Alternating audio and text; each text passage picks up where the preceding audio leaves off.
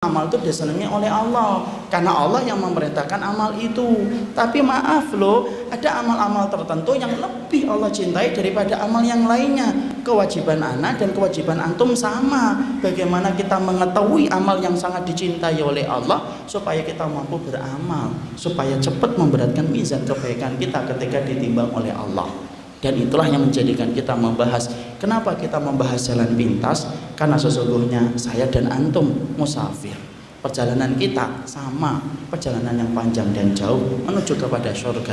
Dan kalau kita bermodal dengan amalan biasa, malah kita khawatir bahwasanya kita gagal untuk mendapatkan surga disebabkan kita tidak ngerti jalan pintas kita ke surga itu apa saja. Para ulama lalu kemudian menyebutkan kepada kita, amal-amal yang sifatnya jalan pintas itu apa saja? Kita akan terangkan sesuai dengan waktu yang tersedia. Maka para ulama, saya ambilkan pembahasan ini di dalam referensi kitab Ahbabullah yang disusun oleh Abdul Badawi Al-Khalafi hafizahullah ta'ala, salah satu ulama yang kemudian menjadi muridnya Syekh bin Baz rahimahullah ta'ala. Maka kemudian di dalam poin yang pertama, apa itu kemudian amalan yang ternyata sifatnya itu menjadi jalan pintas? Yaitu yang pertama, amalan yang ternyata menjadi jalan pintas itu adalah amalan memberikan manfaat kepada saudara antum orang yang beriman dan kemudian membantu agama Allah. Ini satu poin. Yang pertama yaitu adalah membantu saudara antum dalam kebutuhan dunianya dan membantu agama Allah.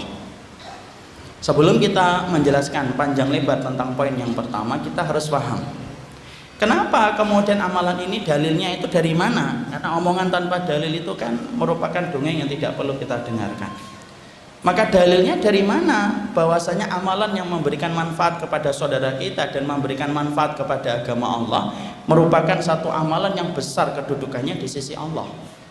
Yaitu adalah dalam satu hadis yang disampaikan dalam riwayat Tabrani di dalam kitabnya Mu'jamul Kabir, dan disebutkan pula di dalam riwayatnya Imam Ahmad dalam satu riwayat.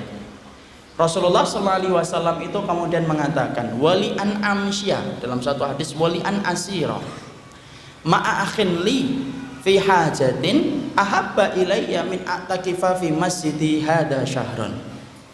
Rasulullah SAW kemudian mengatakan kepada kita dalam salah satu penggalan hadis yang diriwayatkan dari jalurnya Imam Tabrani dalam Mu'jamul Kabir, disebutkan bahwasanya Rasulullah itu bersabda, kamu membantu saudaramu selama 1 hari atas kebutuhan dunia yang dia perlukan, sesungguhnya amalan itu lebih aku cintai daripada amalmu ketika kamu iktikaf di masjidku ini, kata Rasulullah, yaitu di Masjid Nabawi selama 1 bulan. Jadi di situ kita mendapati Rasulullah itu menyampaikan, bersamanya seseorang muslim ketika membantu saudaranya 1 hari atas kebutuhan yang dia perlukan dari saudara itu, maka sesungguhnya manfaat yang kita berikan kepadanya itu lebih dicintai dari Nabi daripada amalan iktikaf di masjidnya Nabi selama 1 bulan. Sekarang kita bedah dulu bagaimana penjelasan para ulama tentang masalah hadis ini. Syekh Utsaimin dalam kitab Riyadhus Shalihin itu kemudian menjelaskan, kenapa amalan membantu saudara kita selama 1 hari itu disamakan oleh Nabi dengan amalan iktikaf selama 30 hari. Maka beliau itu mengatakan, karena sesungguhnya ketika kita membantu saudara kita atas kebutuhan dunia yang dia perlukan, maka sesungguhnya manfaatnya itu dirasakan orang lain. Adapun ketika kita iktikaf di masjidnya Nabi selama 1 bulan, manfaatnya itu kembali kepada diri kita pribadi. Dan Allah itu paling senang apabila satu amal itu ternyata memberikan manfaat kepada orang lain daripada manfaat itu kembali kepada dirinya sendiri. Padahal coba kalau kita kemudian renungkan sebentar, ikhwan, antum iktikaf selama 30 hari di masjidnya Nabi, antum bisa bayangkan nggak betapa beratnya dan betapa mahalnya amalan itu? Kita bayangkan iktikaf selama 30 hari, Masya Allah, iktikaf 10 hari aja banyak orang yang nggak mampu iktikaf kok. Iktikafnya cuma malam, paginya keluar dari masjid. Yang mana kemudian banyak di antara kita, kalau kita mau jujur, kita ini belum pernah iktikaf 10 hari secara sempurna dari tanggal 20 sampai kemudian terlihatnya hilal.